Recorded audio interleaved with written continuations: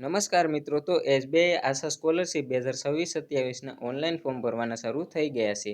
આ યોજના અંતર્ગત ધોરણ 9થી 12 અને કોલેજ સુધીના તમામ વિદ્યાર્થી મિત્રોને આમાં સહાય મળવાપાત્ર રહેશે.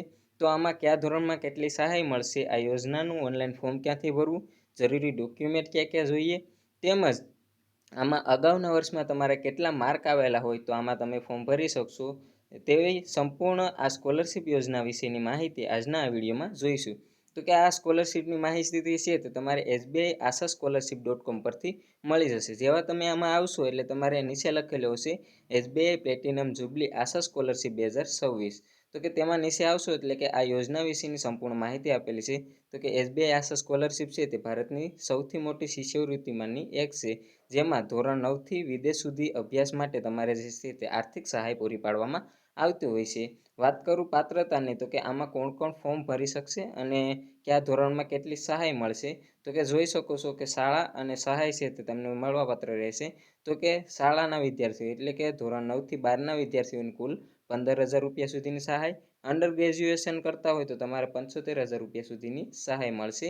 ત્યારબાદ વાત કરું તો કે અનુસ્નાતક એટલે કે પોસ્ટ ગ્રેજ્યુએશન કરતા હોય તો તમને જે છે તે 1,50,000 રૂપિયા સુધીની સહાય મળશે. ત્યારબાદ વાત કરું તબીબી ક્ષેત્રે, તો કે તબીબી ક્ષેત્રમાં તમને 2 લાખ સુધીની સહાય મળશે.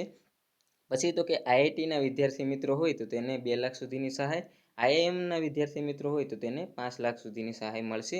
ત્યારબાદ જો તમે આગળ વિદેશમાં અભ્યાસ કરવા માટે જઈ રહ્યા હોય તો તમને વિદેશ અભ્યાસ માટે જે છે તે 15 લાખ સુધીની સહાય છે તે આમાં આપવામાં આવતી હોય છે. અગાઉને વાત કરું તો કે તમને જે છે તે મળવાપાત્ર સહાયમાં પાત્રતાની વાત કરું તો કે ધોરણ 9થી 12ના વિદ્યાર્થીઓ જો આમાં ફોર્મ ભરતા હોય તો તેને જે છે તે ઓછામાં ઓછા જે છે તે અગાઉના વર્ષમાં જે છે તે 75% ગુણ આવેલા હોવા જોઈએ અને SC STના વિદ્યાર્થી મિત્રો માટે 65% ગુણ આવેલા હોવા જોઈએ. કુટુંબની આવક મર્યાદા છે તે 3 લાખ કરતાં ઓછી હોવી જોઈએ, તો જ આમાં ફોર્મ ભરી શકશો.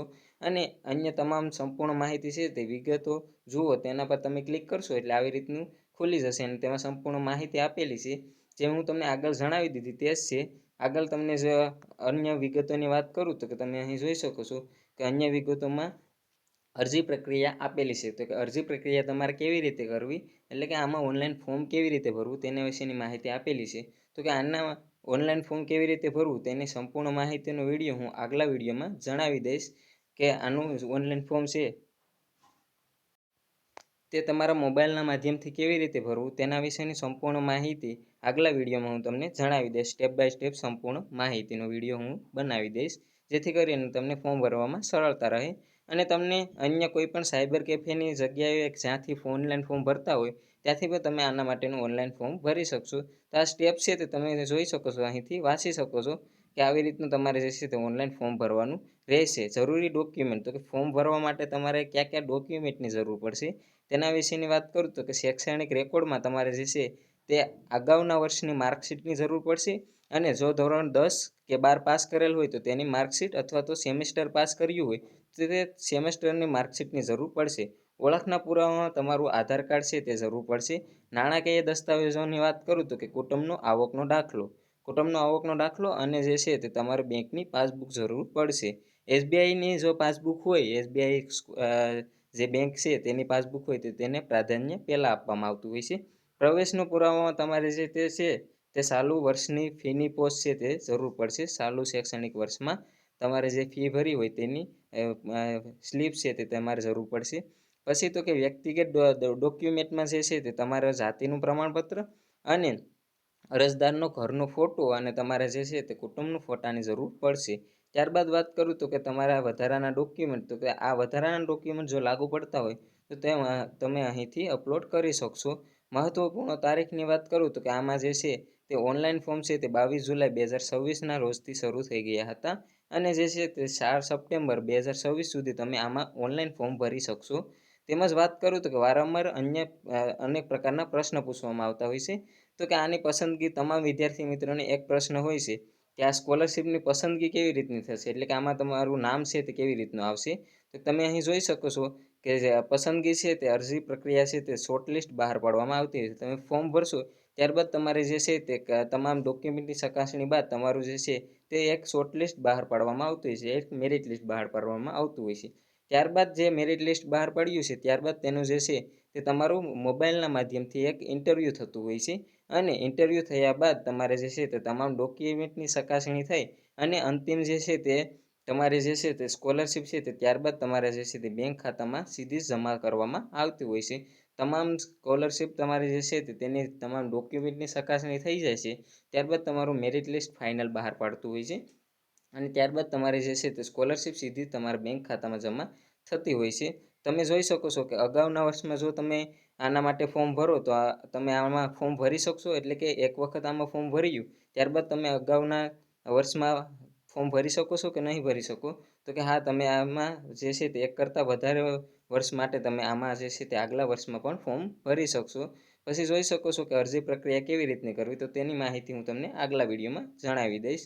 હવે વાત કરું તો કે સરકારી શાળામાં જે છે તે હોય તો તેની ફીની કેવી રીતની જમા, તો કે તમારે જે છે તે સરકારી શાળામાં અભ્યાસ કરતા હોય તો તમારે જે છે તે ફીની ખાતરીનો જે છે તે એક નોંધણી ફોર્મ છે તે તમારે સબમિટ કરવાનું રહેશે. કોઈ પણ ફી લેવામાં આવતી નથી, તેનું જે છે તે એક ફોર્મ તમારે જે છે તે સબમિટ કરવાનું રહેશે. જો સરકારી શાળામાં તમે અભ્યાસ કરતા હોય તો તે તમારે જરૂર પડશે. પછી તો કે ડિપ્લોમા કરતા હોય તો કે તમે ડિપ્લોમા કરતા હોય તો તેને આ સ્કોલરશિપનો લાભ નહીં મળે.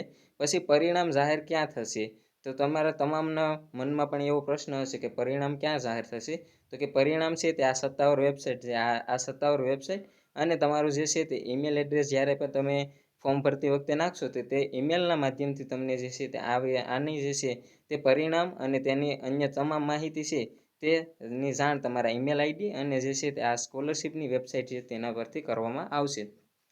તો જે પણ વિદ્યાર્થી મિત્રો યોગ્ય લાયકાત ધરાવતા હોય, આમાં તમામની લાયકાત જે છે તે એક જ સરખી હોય છે, 75% ગુણ આવેલા હોવા જોઈએ અને અલગ અલગ રીતની જે છે તે લાયકાત હોય.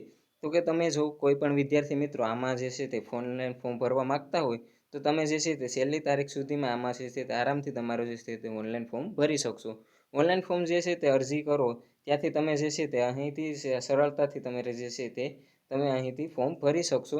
તો તેના માટેનું હું આગલા વિડીયોમાં તમને જણાવી દઈશ સ્ટેપ બાય સ્ટેપ સંપૂર્ણ સરળતાથી કે કેવી રીતે તમારું ઓનલાઈન ફોર્મ તમારા મોબાઈલના માધ્યમથી ભરવું. તો તેને તમે ચિંતા નહીં કરતા, હું ટૂંક સમયમાં તેનો વિડીયો પણ બનાવી દઈશ. હજી ઘણો સમય છે, જેથી કરીને તમે કોઈ પણ પ્રકારનું ટેન્શન નહીં લેતા.